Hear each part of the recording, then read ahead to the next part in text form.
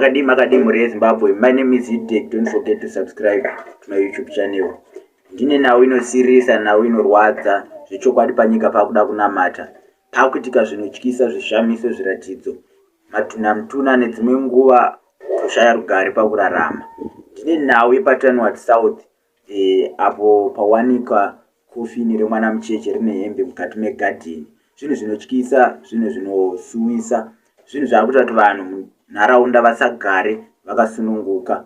Asi ndine nawo imwe inobata, nawo inorwadza vazhinji vakainzwa kana kuti vakaiona. Ndine nawo yeaccident yaitika yevana vechikoro panyanga Pine Tree Tynwald. Inova nawo inosuwisa. Bhazi rechikoro reTynwald school bus raita accident panzvimbo iyoyo. 5 vana vari kunzi vafira pasipoti, then vamwe ndobva vazofira kuchipatara ndobva vaita 7. 29 vari kunzi vaita mainjury. So zvinhu zvinorwadza, zvinhu zvinodzimba. Hama vadikani, dzimwe nguva panzvimbo iyoyo yaitika accident mugore ra1991 panonzi pakafa vana 91 nemumwe teacher panzvimbo iyoyo pabhazi rechikoro futi ranga rakatakura vanhu 103.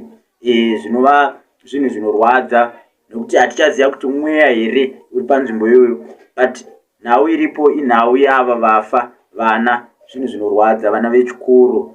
Vabereki vanenge vakatarisira kuti vana vane makore anotera vanozochengetwa navo. So hama vadiwa, dzimwe nenguva kana vana vachienda kumatrip, ngatiwanzei munyengetero, zvikoro ngatinamate. Hatichaziva kwakuenda nyika, kwakumagumo here.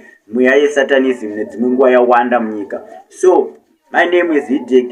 As usual, don't forget to subscribe, comment, share to my YouTube channel. Ndatenda. Thank you so much.